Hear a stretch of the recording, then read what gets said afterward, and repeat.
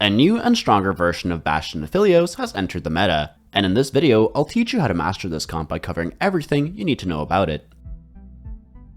The build is very flexible, as there are a ton of different variations that we can run depending on what we hit. We only have 5 core units for the comp. Aphelios is our main carry, and we will also be using Bastion as our frontline to stall for as long as possible. The other 3 units we add in depends a lot on what we need and what we hit, but the most common level 8 board is this, where we add in Soraka for another Targon, as well as legendaries to increase our power. That is a bit expensive, so a cheaper version is 6 Bastion. Essentially, the 3 extra units you want to add in are Soraka, Urgot, Heimerdinger, Senna, or Ryze most of the time, but other legendaries and units can also work in different circumstances. There are more variations that also work, especially if we get some specific augments or emblems, and we'll get into that later in the video. Aphelios is our main carry, so we prioritize making items for him first. He has 1 core item, and that is Rageblade.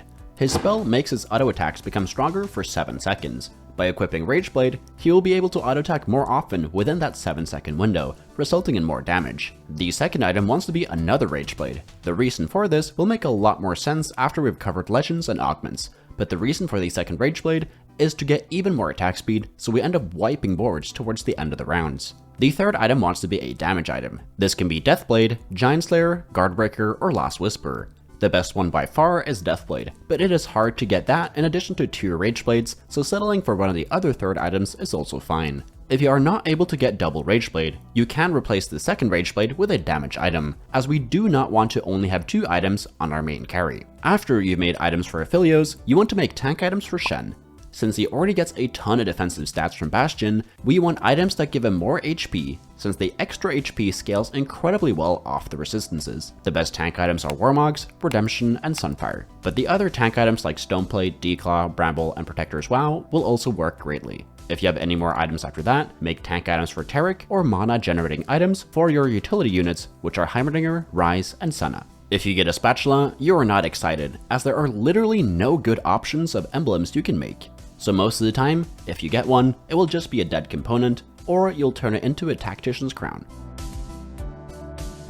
With this comp, the game plan is to stall for as long as possible in fights to let Aphelios ramp up. The best legend to pick to achieve this goal is Vladimir. This is almost entirely because of his 4-2 augment, which is Ascension. This augment for this comp is such a giant power spike, as Aphelios will go absolutely ham after 15 seconds. His 2-1 transfusion is also fantastic for this comp, although you can still do great without it. Another option is to pick Twisted Fate as your legend. This is because the best in slot items for both Aphelios and Shen can be hard to get, as you need a lot of the same components. Therefore, picking this legend will allow you to easily get best in slot items. The best portals for this comp are Hearth Home, Immortal Bastion, Aaron Mount, House Lightshield, Targon Prime, and Yumi's Zoom Zone. Again, before covering augments, if you pick Vladimir as your legend, you always pick Ascension as your 4-2 augment, and if you pick Twisted Fate, you always pick Pandora's items as your 2-1 augment.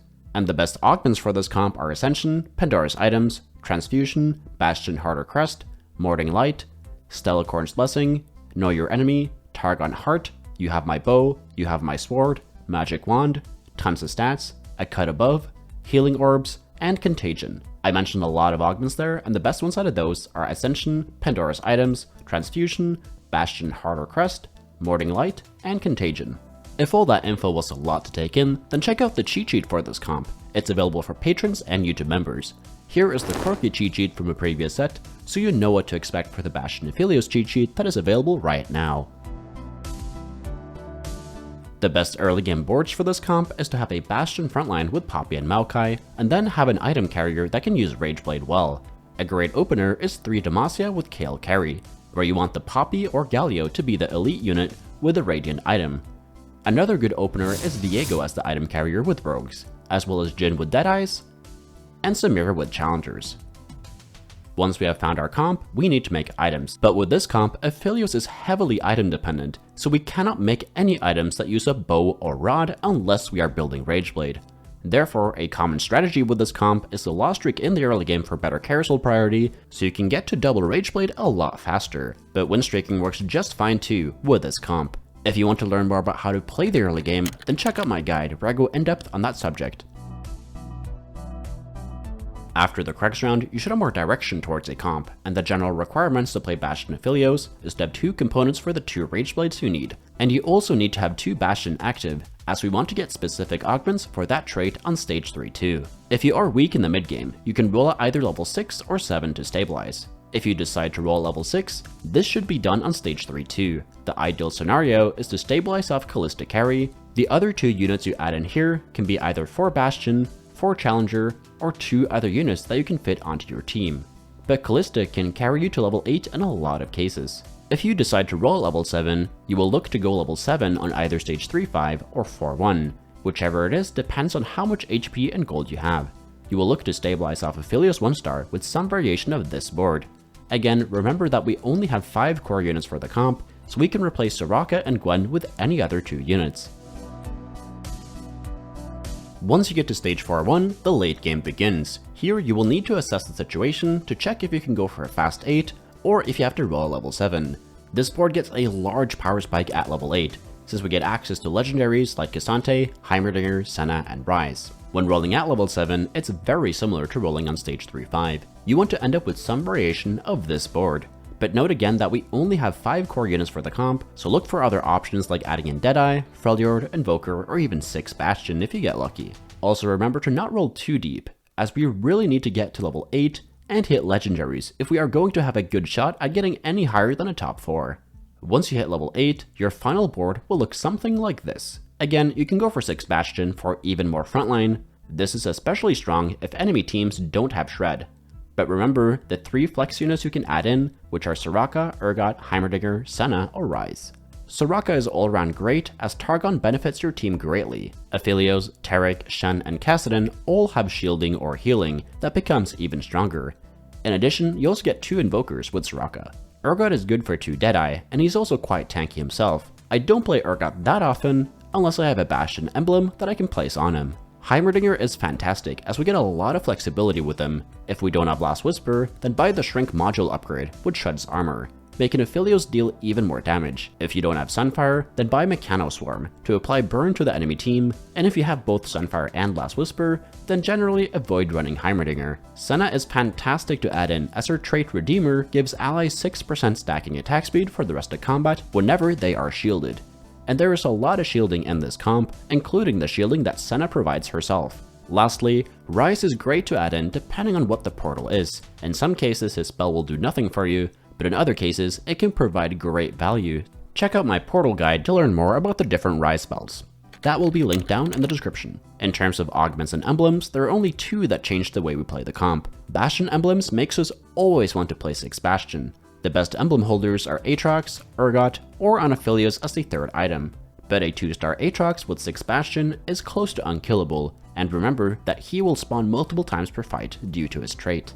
If you get Invoker Crest, a lot of the time you will play 4 Invokers. The emblem wants to go in Heimerdinger or Senna, but if you are not already running Ryze and Soraka, just place the emblem on a tank and play 2 Invokers instead. Besides those carries, we won't change our comp if we get any other emblems or augments. General positioning with this comp looks like this. Here we have the turret next to Aphelios, so that they attack the same target.